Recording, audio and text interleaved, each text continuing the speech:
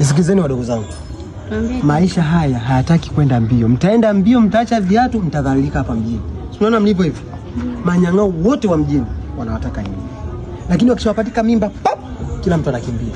Mtadhalilika na watoto kwenye huu mji. Mtahangaika, hamtapata mtu yoyote huyo wa kuwafanya nini? Ndugu yangu. Bwana asifiwe. Achana na demu njoo kwanza. Achana na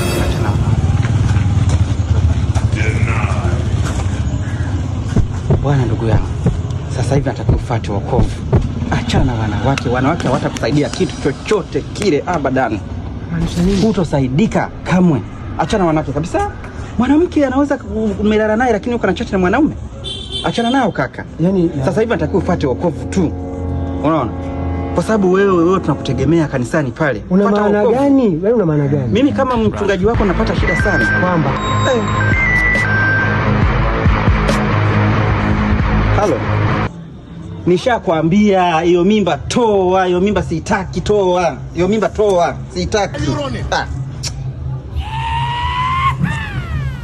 Bwana.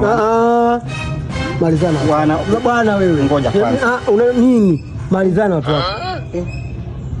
Mbona unanisumbua hapa? Mimi naongea na watu na niko na rafiki yangu naongea naye unanisumbua. Shida nini? Nimeshasema hiyo mimba toa, sitaki. Bwana. Wewe mimi sio urafiki yako kwanza. Acha unafiki, acha kumfanyia Mungu unafiki bwana wewe. Unataka uwe. Unaoa kijusi, unaoa mtoto. Amefanya nini? Bwana nusia mimi nilikuwa sienezi malaya pale. Nilikuwa na washauri wadogo zangu. Na hivyo sababu ndio tabia zako wewe. Unafikiri kila mtu anafanya mambo ya kijinga. Sasa unaongea nini wewe? Niko na washauri tu wale. Sasa unaanza kumwambia mtu atoe mimba huko. Hapo unaenda kanisani sina unadai kunishauri nini? Kwani mchungaji nini? Hii si imeingia bahati mbaya. Nini imeingia bahati mbaya wapi? Imeingia ndani ya mazungumzo. Wewe umempa mtoto watu mimba unataka umuue. Kutoa mimba ni nusu kufa. Unataka uwe. Wewe vipi bwana wewe? Usinishauri hapo unafikiri kwa wafanyia watu wasio kujua. Wewe mzinzi tu. Sasa wewe ni mzinzi. Mwashirati, mpenda ngono.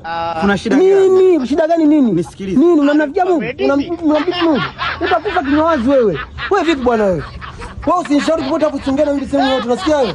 Wewe mshamba tu wewe. Wewe vipi bwana wewe? Fanya utane kitu chochote sio Mungu. Wewe vipi bwana wewe? Wewe vipi mzee?